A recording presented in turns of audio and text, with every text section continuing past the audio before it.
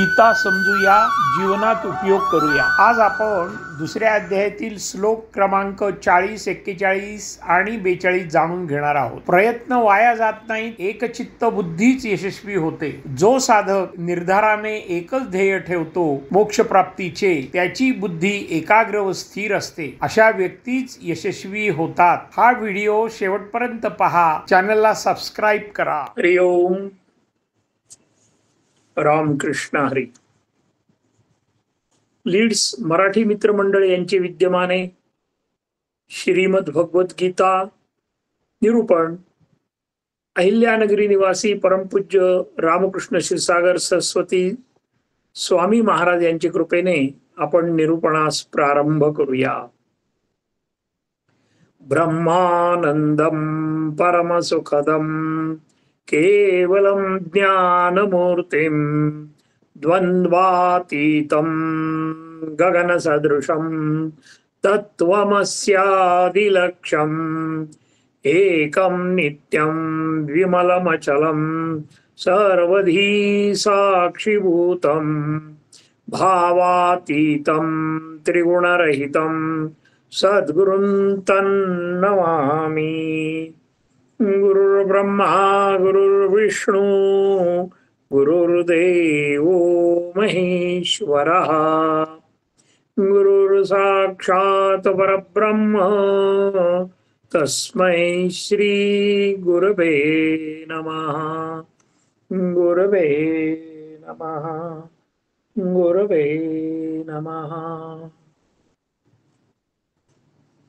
वसुदेवसुतं देवं कंसचाणूरमर्दनं देवकी परमानन्दं कृष्णं वन्दे जगद्गुरुं। श्रीकृष्णं वन्दे जगद्गुरुं। थोडं नामस्मरण करूया। श्रीकृष्ण गोविंद हरे मुरारे, हे नाथ नारायण वासुदेव। श्रीकृष्ण गोविंद हरे मुरारे, हे नाथ नारायण वासुदेव। श्रीकृष्ण गोविंद हरे मुरारे, हे नाथ नारायण वासुदेव। श्रीकृष्ण गोविंद हरे मुरारे, हे नाथ नारायण वासुदेव। श्रीकृष्ण गोविंद हरे मुरारे, हे नाथ नारायण वासुदेव। बोलो श्री कृष्ण भगवान की जय। आपण सर्व जाणकार श्रोत्यांना, गीताप्रेमी साधकांना मी मनापासून वंदन करतो। आपल्या सर्वांच्या प्रोत्साहनामुळे गीतेतील काही श्लोकांचा मला भावलेला अर्थ मी केलेल्या अत्यल्प अभ्यासाचे विवेचन करण्याचा आनंद आपण सर्वजण प्राप्त करून या अथांग अशा ज्ञानसागराचा अमृतरस आपण आता घेणार आहोत। श्रीमद भगवत गीता अध्याय 2 श्लोक क्रमांक 40, 41 आणि 42। श्रीमद भगवत गीतेत प्रमुख 4 मार्ग जीवन साफल्यासाठी सांगितलेले आहेत। सांख्य मार्ग, कर्म मार्ग, ज्ञान मार्ग आणि भक्ती मार्ग। या 4 मार्गामध्ये आता आपण कर्म मार्गाच्या संदर्भातला श्लोक क्रमांक 40 बघत आहोत। या 4 मार्गाचे पालन करून आपण आपले जीवन निश्चित यशस्वी करूया। श्लोक वाचतो। नेहाभिक्रमनाशोस्ति प्रत्यवायो न विद्यते स्वल्पमपस्य धर्मस्य त्रायते महतो भयात्। पुन्हा एकदा। नेहाभिक्रमनाशोस्ति प्रत्यवायो न विद्यते स्वल्पमप्यस्य धर्मस्य त्रायते महतो भयात्. या निष्काम कर्मयोगामध्ये सुरुवात केलेल्या कर्माचा नाश होत नाही, यामध्ये संकट येत नाहीत. या कर्मयोग धर्माचे थोडे जरी अनुष्ठान केले तरी ते मोठ्या भयापासून आपलं रक्षण करते. आणि त्याचं अत्यंत उत्कृष्ट उदाहरण म्हणजे रामरक्षा आहे. ज्या घरामध्ये संध्याकाळी रामरक्षा ऐकली जाते, म्हटली जाते, त्या घरातले सगळे संकट आपोआप निश्चितपणे नष्ट होतात, असा अनुभव आहे. आता आपण मागील आठवड्यामध्ये काय अभ्यास केला त्याचा थोडक्यात आढावा घेणं आपलं कर्तव्य आहे. क्षत्रिय धर्माचे लक्षणं यामध्ये आपण काय काय बघितलं तर शौर्य, तेज, धैर्य, चातुर्य, युद्धातून पलायन न करणं, दान देणं, प्रजेच्या हिताची कामं करणं, आपल्या मुलाप्रमाणे प्रजेवर प्रेम करून त्यांना सर्वांना मदत करणं ही क्षत्रियाची विहित कर्मे आहेत. वरील सर्व गुणांची सविस्तर वर्णन आपण मागे पाहिली. दानाचे अनेक प्रकार आपण पाहिले. आपले कर्तव्य आपण धर्माप्रमाणे, शास्त्राप्रमाणे, गुरु व वडीलधारी माणसे यांच्याकडून व्यवस्थित समजावून घेऊन पार पाडावे हे आपलं कर्तव्य आहे. आता कर्म व्यवस्थित पार पाडताना पापापासून मुक्त होण्याचा मार्ग म्हणजे समानता. मनामध्ये आजादुजा भाव असता कामा नये. फळाची अपेक्षा न ठेवता वैराग्य वृत्तीने जय पराजय, फायदा तोटा, सुख दुःख सारखेच मानून युद्ध केल्यास कोणतेही पाप लागत नाही. आपण भगवंताचे दास आहोत व त्याच्या कृपेनेच आपण सर्व कर्म करतो आणि हे ज्ञान आपणास असणं गरजेचं आहे. आता इंद्रियांमार्फत उपभोग घेणं हे प्रमुख त्यांचं काम आहे असे सामान्य जनांना वाटते. ब्रह्ममुहूर्ताचे महत्व आपण मागे बघितलेलंच आहे. नंतर समुद्राच्या लाटेत कसे स्नान करावे याचे चतुरपणही आपण थोड्या प्रमाणामध्ये शिकलेलो आहोत. त्याप्रमाणे शुद्ध सात्विक भावाने आपले कर्म करावे. ते कर्म कुठलंही असे नका. कर्म करीत असताना कोणत्या हेतूने व ज्ञान मार्गाची कास धरून कर्म केले आहे याची पूर्ण जाणीव आपल्याला असलीच पाहिजे. मग ते कर्म कुठलंही असो त्याचा ज्ञानाचा अभ्यास आपण केलाच पाहिजे की मी हे का करतोय, याचं अंतिम उद्दिष्ट काय आहे हे आपल्याला लक्षात आलं पाहिजे. तरच आपण व्यवस्थितरित्या कर्म करू शकतो. आपली सर्व कर्म करताना परमात्म्याची अनन्यसाधारण भक्ती करून शेवटी आपले सर्व कर्म त्या भगवंताच्या चरणी अर्पण केले रे केले की आपला खरा कर्मयोग साधतो. युद्धात जय झाला ती पृथ्वीवरील सुखाचे सुख भोगणार आणि युद्धात पराजय झाला तर स्वर्गातील सुख भोगणार. हे अर्जुनासाठी आहे आणि केवळ जीवनात निष्काम कर्माचेच महत्व आहे. निरपेक्ष वृत्तीने कर्म करणं हे आपण आपल्या रक्तामध्ये भिनवून घेतलं पाहिजे. या श्लोकात भगवंतांनी कर्मयोगाचे महत्व सांगितले आहे. आता यामध्ये दोन भाग आहेत बरं का, की कर्माने पण मोक्ष मिळतो आणि संन्यास मार्गाने पण मिळतो, म्हणजे सांख्य मार्गाने सुद्धा मोक्ष मिळतो. आता आपण आपल्या वर्तमान काळातील कर्माच्या बाबतीत थोडासा अभ्यास करणार आहोत. प्रश्न विचारल्याशिवाय उत्तर मिळत नाही, हा साधं गणित आहे. आणि काहीही न बोलता नुसतं सद्गुरूच्या समोर बसलं तर दोघंही शांत असतात. ती मात्र अत्यंत उच्च प्रतीची साधना आहे.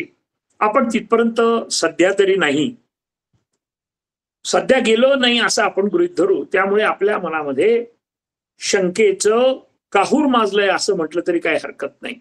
आणि त्याच्यासाठी आपण काय करायचंय तर सारखे प्रश्न विचारायचे. कोणाला विचारायचे? आपल्या आपल्या मनाला विचारायचे. तर कोणता प्रश्न विचारायचा? मी कोण आहे? माझा वर्ण काय आहे? वर्ण म्हणजे जे 4 वर्ण आहेत, ब्राह्मण, क्षत्रिय, वैश्य आणि क्षुद्र. मी कोणत्या आश्रमामध्ये आहे? म्हणजे मी ब्रह्मचर्य आश्रमामध्ये आहे, की मी ग्रस्ताश्रमामध्ये आहे, की मी वानप्रस्थाश्रमामध्ये आहे, की मी संन्यासाश्रमामध्ये आहे? हे आपल्याला दररोज आपण याची कल्पना करून ठेवली पाहिजे. आणि नेमकं माझं कर्म ढोबळ मनाने काय आहे, रॅन्डमली काय आहे, माझं काय कर्म आहे, याचाही अभ्यास आपण केला पाहिजे. त्याच्यानंतर पुढची पायरी जी आहे ते माझं आजचं कर्म काय आहे. आजचं कर्म माहीत झालं दिवसभरातलं 24 तासातलं, की आत्ताचं कर्म काय आहे. तर आत्ताचं कर्म आहे की मन लावून मनाच्या एकाग्रतेने श्रीमद भगवद्गीतेचा अभ्यास करणं. त्यातील मनाला तृप्त करणारे कर्म काय. आपण जेव्हा कर्माची यादी केली आहे त्याचं मग माझ्या मनाला तृप्त काय करतं, कारण आपण म्हणजे मन नाही, परंतु मनाशिवाय आपल्याला पर्याय नाही, शेवटपर्यंत आपलं मन असतंच. मग माझ्या मनाला तृप्त करणारं कर्म काय. त्यानंतर आवडणारं कर्म काय, याच्यात थोडासा फरक आहे, आवडणं आणि तृप्त होणं. त्यानंतर आवडणारे कर्म काय हे झाल्यानंतर कायमस्वरूपी आनंद देणारे कर्म कोणते, याचाही अभ्यास आपण करायचा. त्यानंतर तात्पुरते आनंद देणारे कर्म कोणते, आवश्यक असणारे कर्म कोणते, प्रत्येक कर्माला मी किती वेळ देणं आवश्यक आहे, हाही अभ्यास आपल्याला करायला पाहिजे. त्याचे महत्व मी क्रमाक्रमाने कागदावर मांडून मोठ्याने 3 वेळेस वाचीन. आता ह्या सगळ्या गोष्टी करण्यासाठी आपल्याला फक्त 15 मिनिटं लागतात बरं का दिवसातले. त्यामुळे होतं काय, पण मग मात्र दिवसभर मी आनंदाने काम करीन, कारण आपल्याला आपलं टार्गेट माहिती आहे की मला कसं काम करायचं आहे ते. आणि मग यश ते आपलंच आहे. यश मिळवणं महत्वाचं, कामाचं महत्व, कामाचं स्वरूप हे सुद्धा व्यक्तिपरत्वे, कालपरत्वे, देशपरत्वे नेहमी बदलत असते. म्हणून त्याला संसार म्हटलंय. आणि याची जाण आपल्याला असली पाहिजे. याला संसार म्हणतात, कारण कर्म करताना प्रथम माझा देह, शरीर व अंतःकरण शुद्ध असले की कर्माचे काम खूप सोपे होते. आता अंतःकरण कसं शुद्ध करायचंय हेही आपण बघणार आहोत. आपण समाजातील एक उदाहरण बघणार आहोत, सोपं उदाहरण. एक गृहस्थ, वय वर्ष 35, संसारात यशस्वी होण्याचा प्रयत्न करणारा. आम्ही माझं वय आता 71 आहे, त्यामुळे मी ह्या फेज मधून गेलोय, आपण कदाचित गेला नसताल पण जात असताल. तर संसारात यशस्वी होण्याचा प्रयत्न करणारा, लग्न, मुलं, मुलाचं शिक्षण, मुलाचं लग्न, नातू पणतू, आजारपण, आणि शेवट कधी आनंदी, कधी दुःखी, कधी सुलभता, कधी अडचण. मग सारखे भौतिक प्रगतीचाच विचार करायचा का. आणि मग हळूहळू वयाच्या 80व्या वर्षी शरीर थकले की मग पुढे काय होतं, भीती, काळजी, चिंता. पण अध्यात्म, भगवद्गीतेचा अभ्यास केला तर मात्र सर्व कामे मनापासून करणारा, नेहमी समाधानी राहणारा, कमी आजारी पडणारा असा होतो, कोणीही होतो. म्हणून आपल्याला श्रीमद भगवद्गीतेचं सुरुवातीला आपल्याला रस येणार नाही, इंटरेस्ट वाटणार नाही, परंतु अंततोगत्वा आपल्याला त्याच्यामध्ये हळूहळू रस वाटायला लागेल. का होतो, मग कमी आजारी पडणारा असा होतो. तो का होतो, तर आध्यात्मिक व्यक्तीला ज्ञान असतं, जाणीव असते, आणि अशी असते की जग हे नेहमी बदलणारं आहे. कधी लाभ, कधी हानी तर होणारच आहे. माझे काम फक्त प्रामाणिकपणे कार्य करणे आणि भगवंताच्या चरणी अर्पण करणे हेच आहे. आध्यात्मिक व्यक्ती आम्ही सगळेच आहोत. आपण कधीही विसरत नाही, त्याला पूर्ण माहित असते की मरण हे शरीराला आहे, आत्म्याला नाही. आणि त्यामुळे तो पूर्णतः सुखीच असतो, समाधानी असतो, आजारविरहित असतो. या विरुद्ध नास्तिक माणूस मात्र भौतिक सुखाच्या मागे लागून सारखा काळजीत राहतो. योगाने माफ करा, रोगाने ग्रस्त असतो. रोगाने ग्रस्त असतो, मनाने वैफल्यग्रस्त असतो, भौतिक सुखात अडकतो आणि शेवटी वासनेच्या अधीन राहून परत वारंवार जन्म घेतो आणि जन्म बंधनामध्ये अडकतो. या उलट परमात्म्याच्या चरणी कर्म अर्पण केले रे केले की अपूर्ण कर्मही परमात्मा पूर्ण करून घेतो. भले ह्या जन्मात करेल नाही तर पुढच्या जन्मात करेल, पण परमात्म्याची ती जबाबदारी आहे. अपूर्ण कामामुळे आध्यात्मिक व्यक्ती नाराज, निराश, उदास, दुःखी होतच नाही. तो विचार करतो, या कार्यात माझी भूमिका इतकीच होती, ती मी प्रामाणिकपणे पार केली व भगवंताचेच हे काम होते, माझा नाही, कारण तोच माझा सर्वोच्च परमात्मा आहे. अशी भावना आपल्या मनामध्ये पाहिजे. आपण मागे बघितलंय, पण पुन्हा एकदा बघणार आहोत की रंगमंचावर मूळ व्यक्ती ही सर्वसाधारणच असते, फक्त तिच्या अंगामध्ये विविध कला असतात आणि त्याकडे ती व्यक्ती जाणीवपूर्वक अभ्यासून प्रगट होते, ऍक्टिंग शिकते थोडक्या भाषेत. मग रंगमंचावर तिने राजाची भूमिका बजावली. भूमिका संपली की ती व्यक्ती पुन्हा सामान्य होते, तुमच्या आमच्यासारखी. रंगमंचावर सुरू असलेल्या नाटकाचा दिग्दर्शक हा वेगळाच असतो, तो नामानिराळाच असतो. अगदी त्याचप्रमाणे आपल्या जीवनात आपण फक्त कर्म करीत राहणे, भूमिका निभावणे, आनंदी राहणे, समाधानी राहणे इतकेच. त्यामुळे सर्व कर्म जाणीवपूर्वक अभ्यासून ज्ञानमार्गाने, या प्रत्येक शब्दाला वेगवेगळा स्वतंत्र अर्थ आहे. मग सर्व कर्म जाणीवपूर्वक अभ्यासून ज्ञानमार्गाने, श्रद्धापूर्वक, काटेकोरपणे, अचूकपणे, वेळेचे नियोजन करून, आर्थिक नियोजन करून करणं हे आपलं कर्तव्य आहे. आता आपण आध्यात्मिक दृष्टिकोनातून कर्माकडे बघणार आहोत. ज्यांना मंत्र येतात, रामरक्षा येते, त्यांना भूतबाधा होत नाही असे शास्त्र सांगते. त्याचप्रमाणे कर्मफलाची आशा न ठेवता कर्म करीत राहिले, बुद्धियुक्त, श्रद्धायुक्त अंतःकरणाने कर्म केले तर त्याचं चांगलं किंवा वाईट परिणाम जीवात्म्याला भोगावेच लागत नाही. कर्मयोगी व सांख्ययोगी किंवा संन्यासी योगी या दोघांनाही तपाचरणाने मोक्ष निश्चित मिळतो. पण सांख्य किंवा संन्यासी योग हा कठीण आहे. यात सर्वस्वाचा त्यागच करावा लागतो. आपला नियमित दिनक्रम बदलून 4 आश्रमाचे कर्म सोडून नवीन नियमाने जगावे लागते. संन्यास योग हा अत्यंत कठीण असतो, पण कर्मयोग त्या मानाने भरपूर सोपा. फक्त कर्मयोगात फळाची अपेक्षा धरायची नाही, एवढाच एक नियम आहे.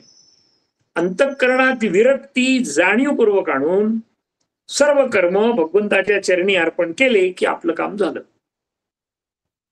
प्रत्यवायो न विद्यते म्हणजेच प्रामाणिक फळे आसक्ती विरहित कर्म केल्यास अन्य दोष उत्पन्न होत नाही. कर्मसन्यासात संसाराचा त्याग करावा लागतो, म्हणजे त्यामुळे संन्यास हा शब्द आलाय. म्हणून ज्ञानयोगात अहंकार निर्माण होतो. एखाद्याला एखादी गोष्ट आली की त्याला कळत न कळत अहंकार निर्माण होतो, आणि अहंकार निर्माण झाला की नाश झाला. रावणाचं उदाहरण आपल्याजवळ आहे. कर्मयोगात अत्यंत कमी बंधनं असतात. तुम्ही आम्ही जे करतो त्याच्यामध्ये आपल्याला कमी बंधनं आहेत. त्या कर्मात आपल्या कुटुंबातील लोकांचे कळत न कळत भरपूर सहकार्य आपल्याला लाभत असतं. हे कधीही विसरता कामा नये. कुठल्याही कर्मामध्ये मी एकटा केला, माझ्यामुळे झालं असं कधीही कल्पना सुद्धा करायची नाही. सगळ्यांचं सहकार्य त्याच्यामध्ये असतं. विशेषतः कुटुंबातील सगळ्यांचं. कर्मयोगात आपली सर्वांगीण प्रगती होते. आपण आपले ज्ञान, अनुभव, गृहीतके पुढच्या पिढीला सहज देऊ शकतो. त्यामुळं पृथ्वीची धारणा शक्ती वाढते. जगाची याचा इफेक्ट इतका होतो की जगाची क्रयशक्ती वाढते व सर्वांचे जीवन समृद्ध होते. कर्मयोगामध्ये उणीव असल्यास अगोदर केलेल्या कर्माचे प्रयत्न वाया जात नाही. कर्माचा नाश होत नाही. या जन्मात जरी मोक्ष मिळाला नाही तरी ते कर्म कधीही फुकट जात नाही. जसे पहिली परीक्षा पास झाल्यावर दुसऱ्या परीक्षेच्या वर्गामध्ये बसता येतं, त्याचप्रमाणे या जन्मात केलेले कर्म पुण्य पुढील जन्मात किंवा त्याच्या पुढील जन्मात आपल्याला मोक्ष निश्चित मिळतो, असा गीतेचा मुख्य आशय आहे. आता सुबुद्धी जो या श्लोकामध्ये आलाय त्याचा आपण उल्लेख करणार आहोत आणि त्याचा थोडासा अभ्यास करतोय. सुबुद्धी म्हणजे फळाची कोणतीही अपेक्षा न ठेवता कर्म करणारी बुद्धी, तिला आपण सुबुद्धी असं म्हणतो. ज्ञानेश्वर महाराजांनी यासाठी मांत्रिकाचं उदाहरण दिलं.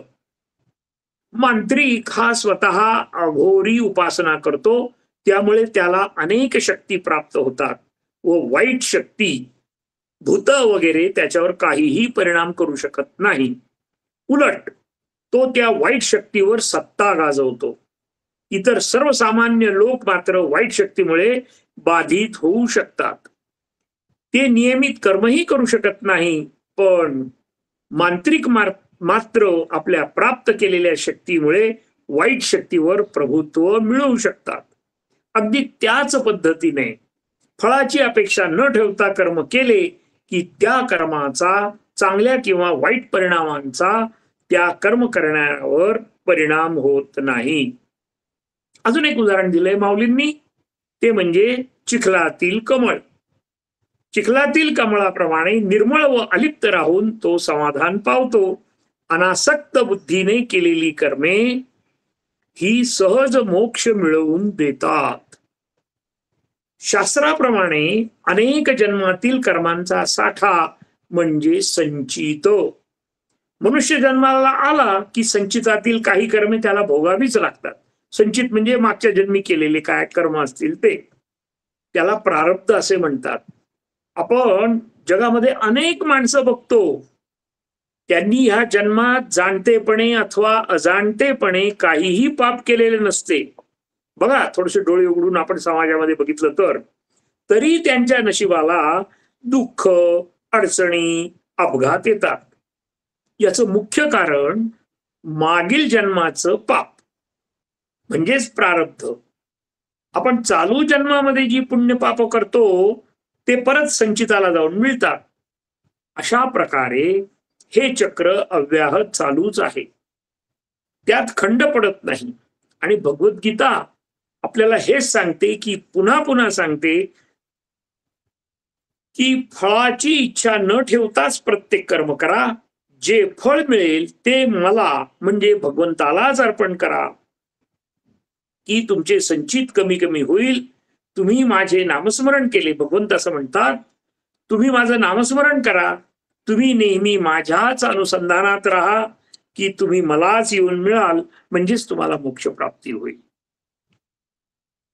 कोणतीही आसक्ती न ठेवता. आता हे किती वेळेस वाक्य आलेलं आहे? भरपूर वेळेस आलंय. कारण काय की एखादी गोष्ट अंतर्मनात जाण्यासाठी ती वारंवार सांगावी लागते.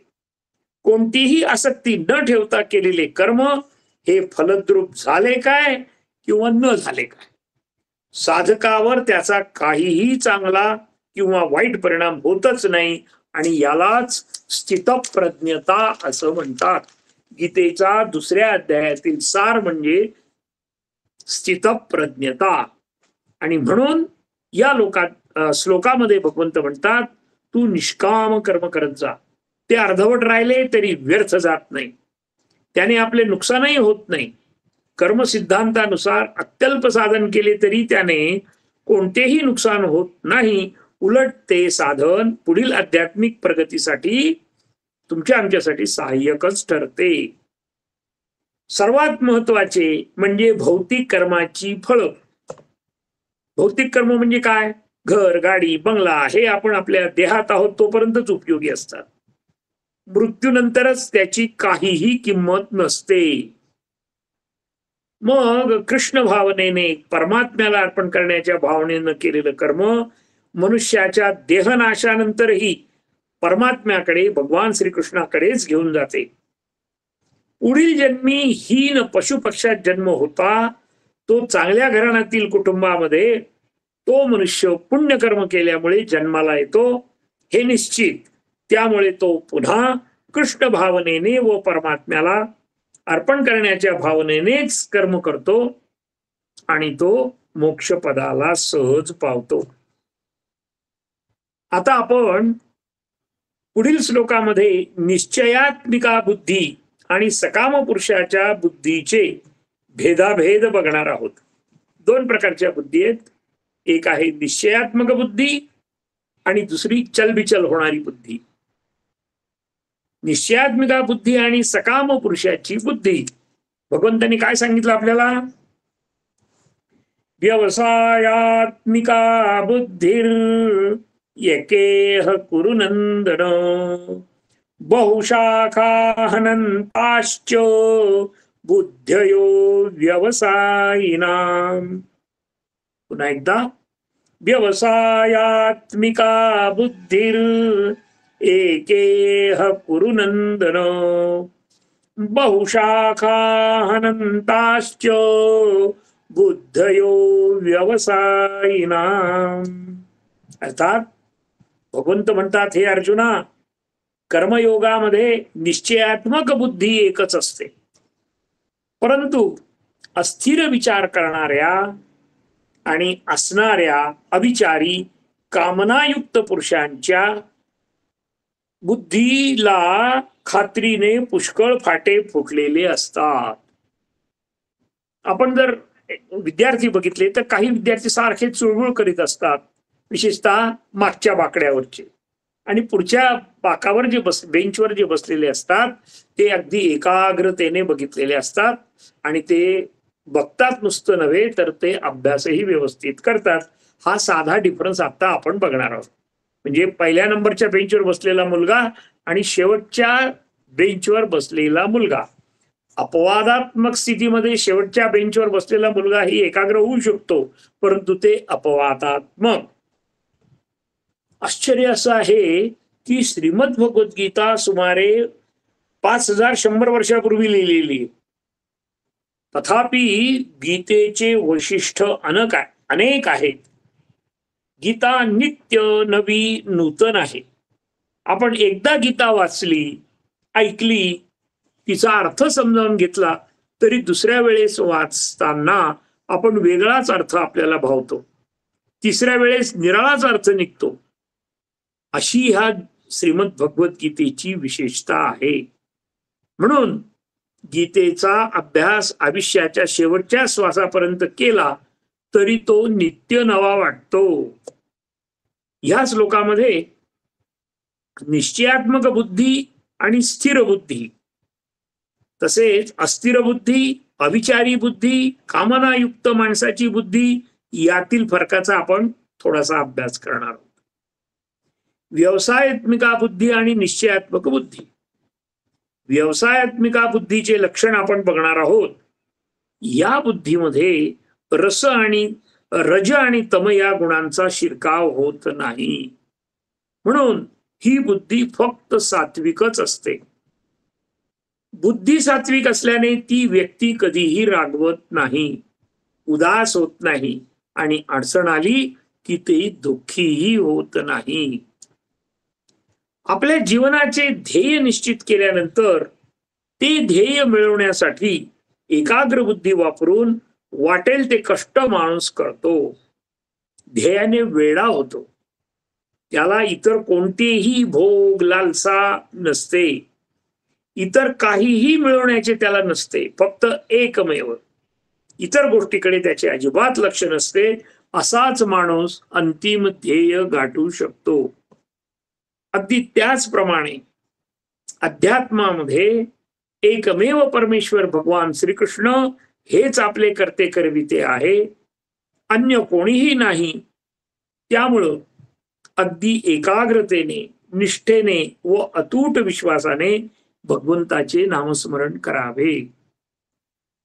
नवविधा भक्तीतील कोणत्याही एका भक्तीवर अढळ निष्ठा ठेवून भगवंताच्या अनुसंधानात जी बुद्धी मनुष्याला बांधून ठेवते तिला व्यवसायिका बुद्धी असे म्हणतात. भगवंतावर भक्त जितके खऱ्या अर्थाने प्रेम करतो तितक्याच तीव्रतेने भगवंतही भक्तावर प्रेम करत असतो. आणि हा नियम सगळीकडे लागू पडतो, तुम्हाला आम्हाला संसारातही लागू पडतो. अवांतर बोलण्यापेक्षा एका शब्दात मी सांगतो की तुम्ही माझ्या म्हणजे आपल्या घरातल्या माणसावर तुम्ही जितक्या इंटेन्सिटीनी प्रेम करणार तितक्याच इंटेन्सिटीनी तो आपल्यावर प्रेम करतो. त्यामुळे गृहीतक काहीही धरायची नाही. मी भरपूर म्हणजे 100 पैकी 100 प्रेम करणार हे डोक्यामध्ये लक्षात ठेवलं की घरातलं वातावरण आपोआप बदलतं. आणि कारण भगवंतानी सुद्धा सांगितलंय की मी तितक्याच तीव्रतेने भक्तावर प्रेम करतो. हे आपण लक्षात ठेवूया. म्हणूनच कलियुगामध्ये नामस्मरण हेच परमोच्च साधन आहे. आणि त्यासाठी मात्र बुद्धीची एकाग्रता अत्यंत गरजेची आहे. आता ही सात्विक बुद्धी आपल्या सत्कर्माच्या जोरावर जर हृदयात प्रगट झाली तर संसाराचे सर्व भय नाहीसे होते. आता याला उदाहरण काय दिलंय की ज्याप्रमाणे अंधाऱ्या खोलीमध्ये आपण दिवा लावला की एका क्षणात उजेड पडतो व अंधार नष्ट होतो, त्याप्रमाणे एखाद्या उद्दिष्ट ठेवून आपण जर एकाग्रतेने काम केले तर सर्व क्षेत्रामध्ये आपल्याला यश निश्चित प्राप्त होते. मग ते व्यावहारिक कर्म असो की आध्यात्मिक कर्म असो, फक्त आपण ठरवलं पाहिजे. आता सद्बुद्धी कोणाला नसावी? प्रत्येकाला वाटते की मला सद्बुद्धी असावी म्हणून, पण त्याला काही नियम आहेत. सद्बुद्धीची अनेक लोक इच्छा करतात, पण संसारातील जबाबदाऱ्या, चुकीचा आहार विहार विचार, चुकीची संगत, सज्जनांच्या संगतीचा अभाव, नवविधा भक्तीमधील कुठलीही भक्ती न करणे इत्यादी अनेक कारणामुळे माणसाला सद्बुद्धी होतच नाही. आणि याचं स्पष्ट उदाहरण आहे ते दुर्योधनाचं आहे. की दुर्योधन असं म्हणाला की मला सगळं समजतंय की मी धर्माप्रमाणे वागलं पाहिजे, परंतु माझ्याकडून ते होत नाही. त्याचे हे वरचे कारण आहेत बरं का. तो भौतिक सुखाच्या मागे सुसाट धावतो. शेवटी आणि महत्वाची पण 20% असलेली गोष्ट म्हणजे प्रारब्ध, म्हणजे नशीब. मी कितीही केलं, आपली बोल्या भाषेमध्ये म्हण आहे की मी कोणाच्याही घशात कितीही हात घातला तरी तो कोरडाच निघतो. त्याचं कारण हे वरचेही आहेत आणि 20% प्रारब्ध आहे, नशीब आहे. पण आपण मात्र त्याच्याबद्दल जास्त विचार न करता सद्बुद्धी प्राप्त होण्यासाठी योग्य सातत्याने व नेहमीच प्रयत्न करावे.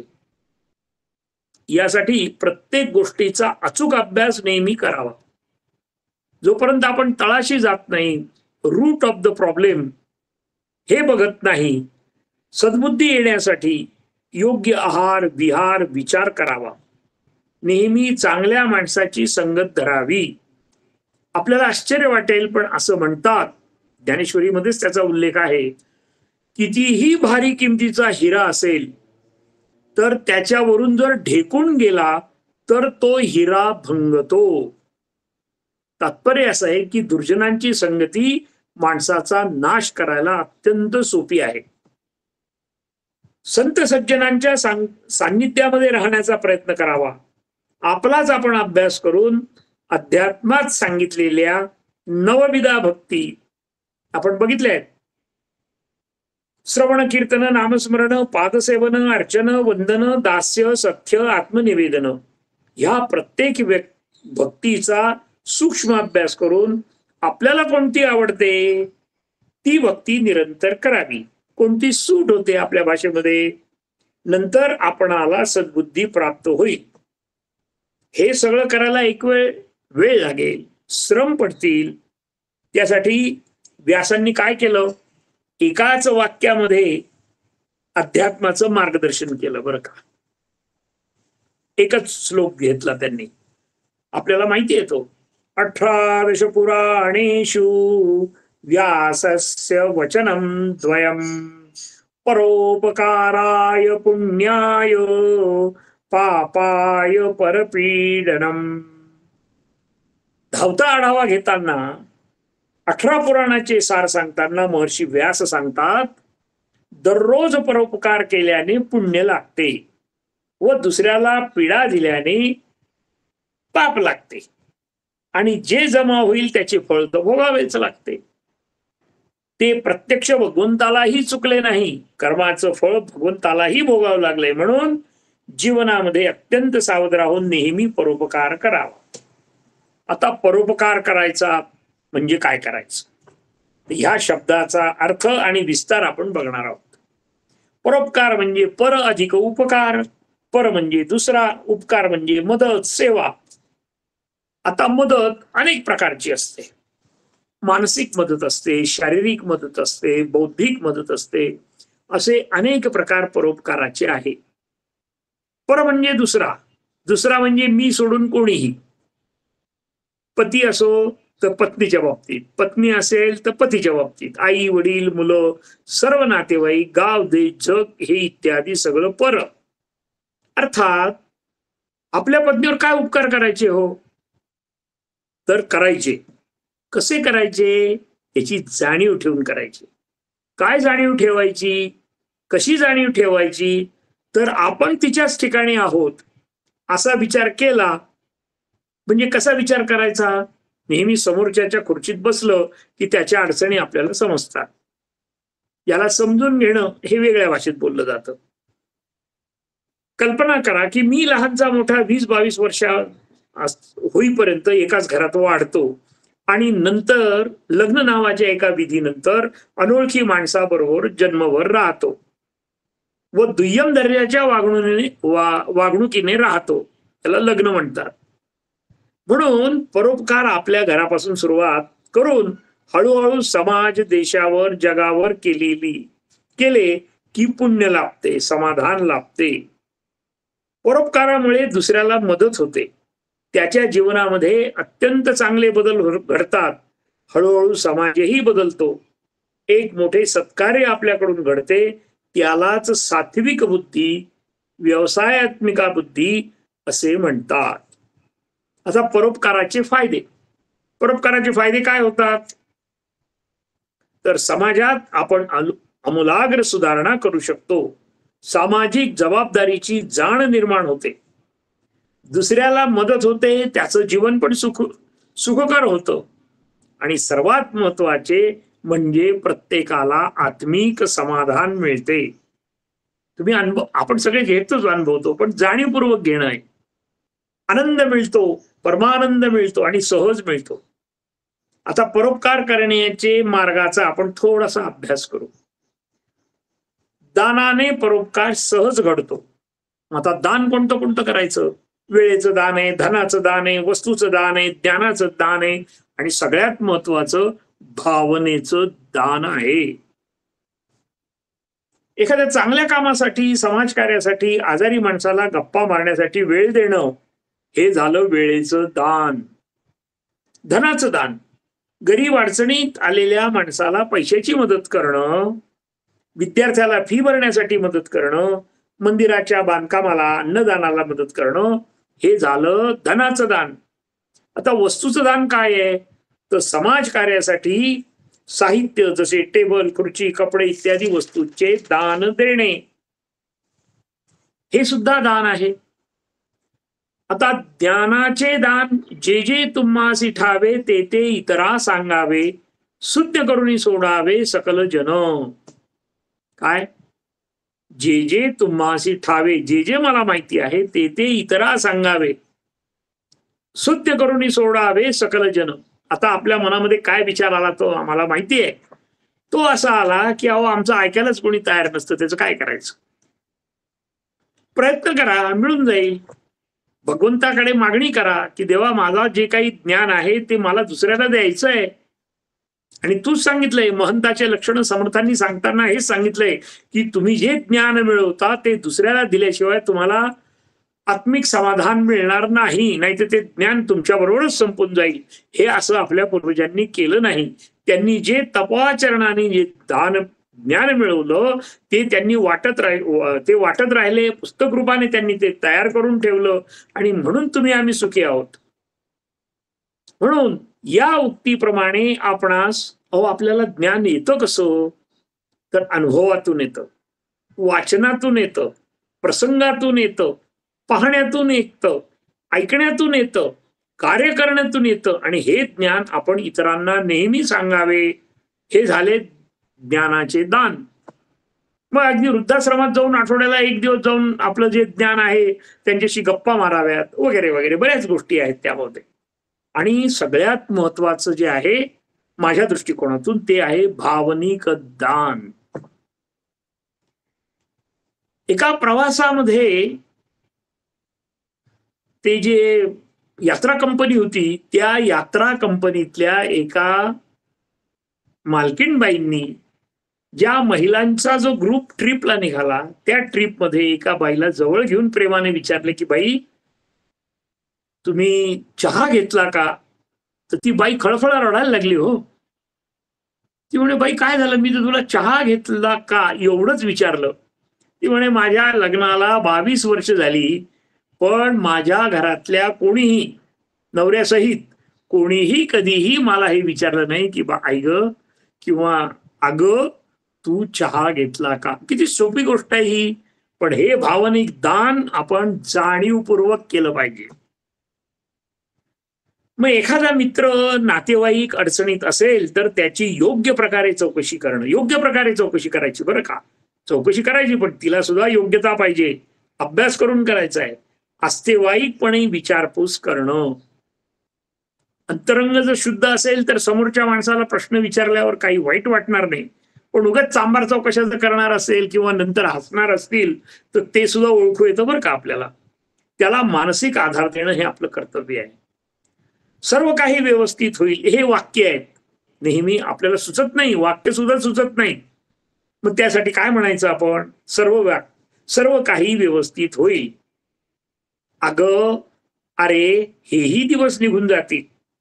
दुःख आणि अडचण कधीही कायम राहत नाही. आणि अजून महत्वाचं वाक्य असं की प्रत्येक घडणाऱ्या घटनेमागे भगवंताचं एक नियोजन असतं आणि ते नियोजन आपल्या चांगल्यासाठी, भल्यासाठी, प्रगतीसाठी असतं. असे प्रसंग आपल्या जीवनामध्ये आले तर आपण धैर्याने त्याला तोंड द्यावं, त्यामुळे संकटाची तीव्रता कमी होते. अशा पद्धतीने अडचणीत आलेल्या व्यक्तीशी नेहमी बोलावे, यालाच भावनिक दान असं म्हटलेलं आहे. आता आपण व्यवसायात्मिका बुद्धी नसलेल्या व्यक्तीचा थोडासा मानसिक अभ्यास करू. कुठलेही काम व्यवस्थित होण्यासाठी मनाची एकाग्रता होणं खूप महत्वाचं आहे. एकाग्रता कशी साधली जाते, प्राणायामाने साधली जाते. बरोबर, मन एकाग्र नसलेल्या व्यक्ती कोणतेही काम नीट व्यवस्थित वेळेत समाधानकारक करूच शकत नाही. शरीराची सारखी हालचाल करणे, बोलण्यामध्ये सुसूत्रता नसते, काम अर्धवट करून इतरांना दोष देणं, काम न करण्याची विविध कारण शोधणं, त्यावर उपाय न करता नेहमी नकारात्मक विचार करणं, कामात अपयश येणं, अविचारी वागणं, यासारखे इंद्रियाचेच लाड पुरवण्यासाठी प्रयत्न करणं, नेहमी भौतिक सुखाच्याच गोष्टी करणं, त्या प्राप्त झाला की आनंद आणि नाही मिळाला की दुःख, मग त्या दुःखामध्ये बुडून जायचं, निराश होणे, याला व्यवसायात्मका बुद्धी नसणे असे म्हणतात. आपण मात्र नेहमी सद्बुद्धी मिळवण्याचा क्षणोक्षणी प्रयत्न करणार आहोत. पुढचा श्लोक, यामिमां पुष्पितां वाचं प्रवद्यन्त विपश्चितः वेदवादर्ता पार्थ नान्यदस्तीति वादिनः. पुन्हा एकदा, यामिमां पुष्पितां वाचं प्रवद्यन्त विपश्चितः वेदवाद वरता पार्थ नान्यदस्तीति वादिनः. या श्लोकामध्ये स्वर्गपरायण आणि स्वर्ग सुखाची इच्छा करणाऱ्या अशा स्वभावाचे वर्णन करणारे 42, 43 आणि 44 या श्लोकामध्ये संयुक्तरित्या भगवंतांनी सांगितलेले आहे. आज आपण फक्त 42व्या श्लोकाचा थोडासा अभ्यास करणार आहोत. मागील 2 श्लोकामध्ये आपण निष्काम निरपेक्ष कर्म कसं करावं, त्याच्या फळाची अपेक्षा करू नये, असे कर्म करताना अत्यंत एकाग्रतेने व दृढ निश्चय ठेवून कर्म करावे हे पाहिलं.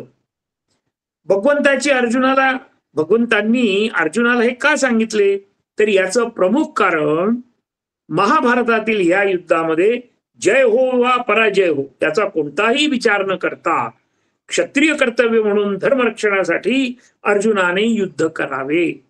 व ते युद्ध कसे करावे, तर निश्चयात्मक बुद्धीने, म्हणजे एकच उद्देश ठेवून युद्ध करावे. आणि तो उद्देश म्हणजे धर्मरक्षण आणि क्षत्रिय कर्मरक्षण. अन्य भावभावनांचा अजिबात विचार करू नये. ज्येष्ठांचा मृत्यू, पाप आपण मागे बघितल्यात या सगळ्या गोष्टी इत्यादी गोष्टींच्या परिणामाची काळजी न करता फक्त युद्धच करावे, ही गोष्ट एकाग्रतेने करावी अशी भगवंताची इच्छा आहे. सावधान. आता भगवंतांनी दुसऱ्या विषयाचे मार्गदर्शन आपल्याला केलेले आहेत. आपण आत्म्याचा अभ्यास केला, आता थोडासा कर्माचा अभ्यास केला. आता आपण या 3 श्लोकामध्ये कशाचा अभ्यास करणार आहोत, तर ह्या विषयाचा अभ्यास की स्वर्ग म्हणजे काय. तर तो विषय म्हणजे स्वर्ग सुख.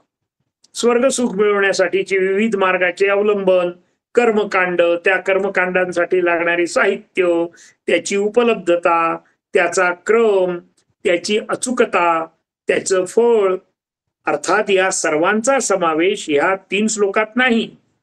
फक्त स्वर्गप्राप्तीसाठी कर्म करणाऱ्या व्यक्तींची शेवटी अवस्था काय होते हे मात्र सांगितलेलं आहे भगवंतांनी ह्या 3 श्लोकात.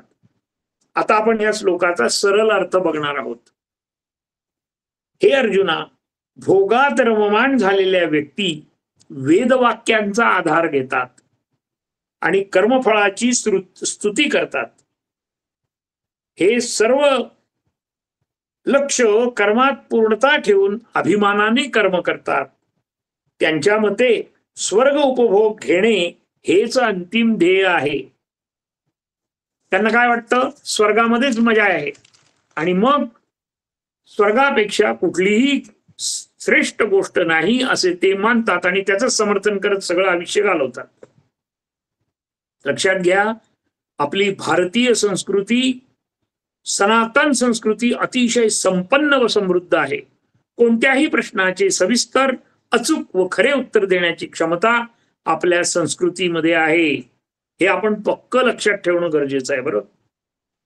परीक्षेच्या भाषेत बोलायचे ठरलं तर अध्यात्माचा अभ्यास करणाऱ्या माणसाला 100 पैकी 100 मार्क जीवनाच्या यशासाठी मिळतातच. सावधान. आता आपण स्वर्ग ह्या विषयीची अत्यल्प माहिती घेणार आहोत. वेदांमध्ये स्वर्गाचे वर्णन विस्तृत प्रमाणात आलेले आहे. स्वर्ग प्राप्तीसाठी काय करावं, कसं करावं, कसं वागावं व त्यामुळे काय होईल, तर स्वर्ग प्राप्ती होईल. स्वर्गात काय आहे, तिथे कोणत्या सुविधा उपलब्ध आहे, आपण तिथे किती वर्ष राहू शकतो, आपल्या कर्माचा हिशोब कोण करतो, इत्यादी अनेक गोष्टी आहेत. आता आपण त्या स्वर्गाबाबत अत्यंत प्राथमिक असा अभ्यास करणार आहोत. स्वर्गात काय आहे, तर सुख, शांती, समृद्धी, आनंद, कल्पवृक्ष, चिंतामणी आहे. त्यामुळे स्वर्गात कोणतेही कष्ट करावे लागत नाही, काम करावं लागत नाही. खाणं, पिणं, झोपणं, विश्रांती घेणं, मनोरंजन करून घेणं, अप्सरांचं नृत्य बघणं, सोमरस घेणं, त्याचा आनंद लुटणं, अशा सर्व प्रकारचे सुख मनसोक्तपणे उपभोगणं आणि पुण्याची समाप्ती झाली की पुन्हा परत पृथ्वीवर येणं, कर्म करणं, पुन्हा जन्म घेणं, पुन्हा मरण, हे चक्र चालूच राहते. म्हणजे याला टेम्पररी सुख असं जे म्हणतात तो हे स्वर्गामध्ये मिळतं आपल्याला. आता खरे सोली सुख स्वर्गाच्याही पलीकडे आहे आणि आपल्याला गीता हेच सांगतीये. काय सांगतीये? समजावून देतीये की भगवंताच्या स्वरूपामध्ये विलीन व्हा. हे खरे सोली सुख, हाच खरा मोक्ष आहे. सारासार विचार असा आहे की स्वर्गाचेही सुख संपणारे आहे. आता त्या अगोदर आपण वेदातील काही गोष्टी समजावून घेणं गरजेचं आहे. तो आपण थोडासा प्रयत्न करूया. ऋग्वेदामध्ये बऱ्याच प्रकारचे मंत्र म्हणून सिद्धी प्राप्त होते असे तंत्र सांगितलेले आहे. मंत्र म्हटल्याने सिद्धी मिळते असं तंत्र हे ऋग्वेदामध्ये सांगितलेलं आहे. यजुर्वेदामध्ये काय सांगितलंय? कर्मकांडाला पूर्ण महत्व यजुर्वेदामध्ये दिलेलं आहे.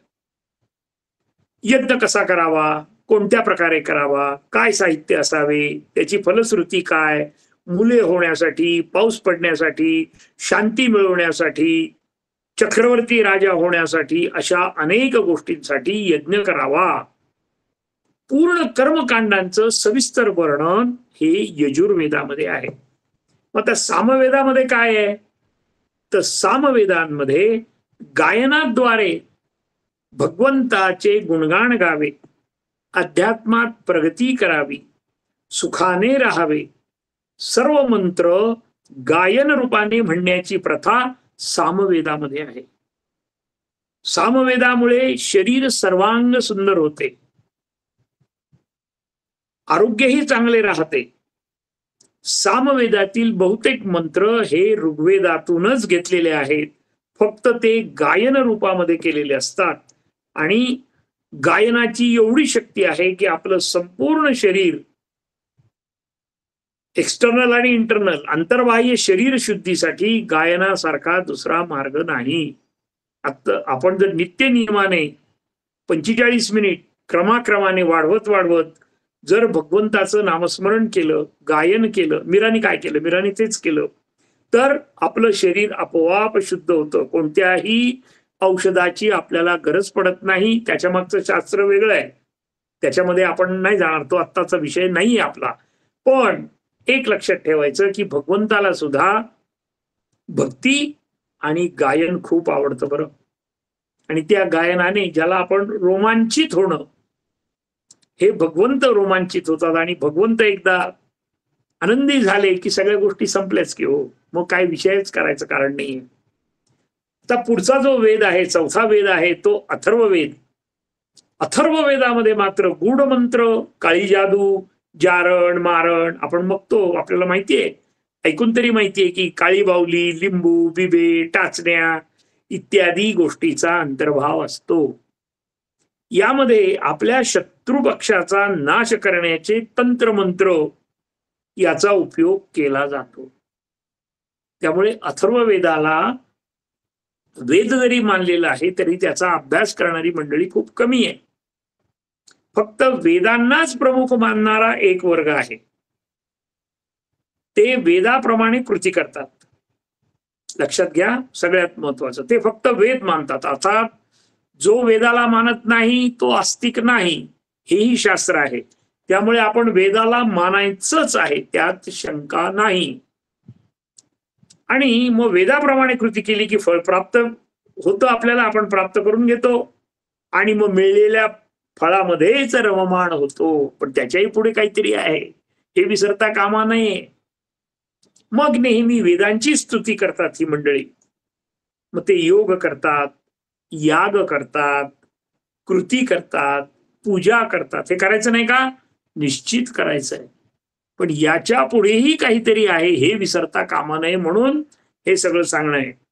पूजा, अर्चा, अधिष्ठान, व्रत, वैकल्य करतात, त्याच स्वतःला धन्य मानतात. स्वतःला शेवटच्या श्वासापर्यंत कधीही धन्य मानायचं नाही, कधीही कम्फर्ट झोन मध्ये जायचं नाही, कधीही मला खूप ज्ञान आहे अशा संभ्रमात राहायचं नाही. केलेल्या देवकार्यातच स्वतःला धन्य मानतात. आपण आता स्वर्गाचे सुख भोगणार या लालसेने, वासनेने आपले जीवन ते घालवतात. ही माणसं भोग आणि ऐश्वर्य यासाठीच कर्म करतात व अंतिमतः परमेश्वराच्या ठिकाणी यांची कर्तव्यनिष्ठता नसते. अपेक्षित काय आहे की भगवंताच्या ठिकाणी कर्तव्यनिष्ठता असणं हे आपल्या जीवनाची इति कर्तव्यता आहे, हे विसरता कामा नये. ही मंडळी आपले कर्म भगवंताला समर्पित करत नाही, हे फक्त स्वर्गाच्या लालसेने कर्म करतात. आपल्याच कोशात मग्न असतात. जीवनाचे अंतिम ध्येय हे चुकीच्या आधारावर ठरवतात व त्यामुळे शेवटी दुःखाच्या खाईत स्वतःलाच ढकलून देतात. त्यामुळं आत्मबोधापासून दूरवर गेलेली आढळतात. खरा मोक्षाचा मार्ग हा ज्ञानमय भक्ती हाच होय, हेच भगवंत अर्जुनाला समजावून सांगत आहे. भक्ती करायची, पण ती कशी करायची? ज्ञानमय भक्ती करायची. परमेश्वराची ज्ञानभक्ती ही आपल्या, पर आता ती कशी करायची मला तर माहिती नाही. आणि आपण नेहमी हे वाक्य म्हणायचं की अजून त्याच्यात काहीतरी कमी आहे, मला जी माहिती मिळाली ती कमीच आहे, अजून मला मिळवायची आहे. मग त्याच्यासाठीचा राजमार्ग काय आहे? त्यासाठी राजमार्ग सांगितलाय की परमेश्वराची ज्ञानभक्ती ही आपल्या आध्यात्मिक गुरूंच्या योग्य मार्गदर्शनानेच परिपूर्ण होते. नाहीतर मग शाळा कॉलेजेस नसतेच ना हो. आज संपूर्ण जगामध्ये अनेक प्रकारच्या मोठमोठ्या शाळा कॉलेजेस आहेत. का आहेत? प्रत्यक्ष गुरुवाणीतून म्हणजे मनुष्यवाणीतून जोपर्यंत आपल्या कानाला आणि मेंदूला एखादं महत्वाचं तत्व समजत नाही तोपर्यंत ते आपल्या अंतर्मनामध्ये जात नाही आणि त्याचा परिणाम होत नाही.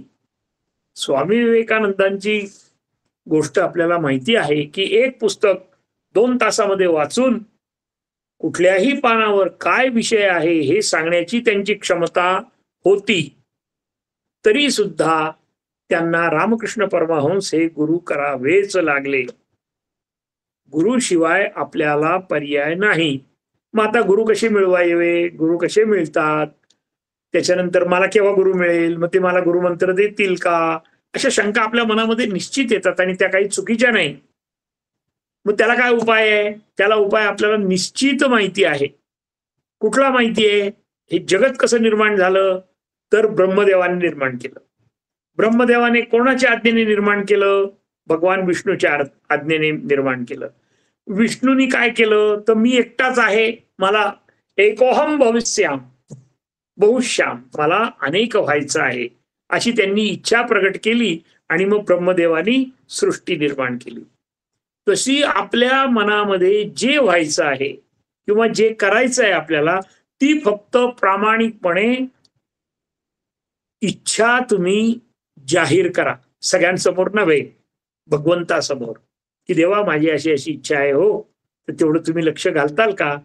जसं आई आपल्या मुलाच्या सगळ्या इच्छा पूर्ण करते त्याचप्रमाणे भगवंत हे आपली आई आहे आणि त्याच्याशी जर आपण अत्यंत करुण भावनेने, प्रेमाने जर त्याला काही मागितलं तर तो निश्चित देतो. आणि अशाप्रमाणे आपण काय करायचं आहे तर कल्याण करी रामराया, आणि मग तो खरंच कल्याण करतो. आणि ही शक्ती आहे आणि याचे अनुभव आपण खूप बघतो. आता मग हे का करायचं? तर झाडाच्या मुळाला पाणी घातलं रे घातलं की सर्व झाडाच्या फांद्या, खोडं, फळ, फुलं यांचे पोषण आपोआप होते. अगदी तसंच आध्यात्मिक गुरु आपणाला योग्य उपदेश करतो आणि हा गुरु भगवंताचा प्रामाणिक प्रतिनिधी असतो, हे कधीही विसरायचं नाही. देव स्वतःहून बोलत नाही, ते कोणाच्या तरी मुखातून बोलून आपल्याला मार्गदर्शन करतात. हरिओम तत्सत. तत्सत कृष्णार्पणमस्तु. इदन्न मम. आपण आता प्रार्थना घेऊया. योगेशं सच्चिदानंदं वासुदेवं व्रजप्रियं धर्म संस्थापकं वीरं कृष्णं वंदे जगद्गुरुं. श्री कृष्णं वंदे जगद्गुरुं. ओम शांती शांती शांती. हरिओम तत्सत. रामकृष्ण हरी.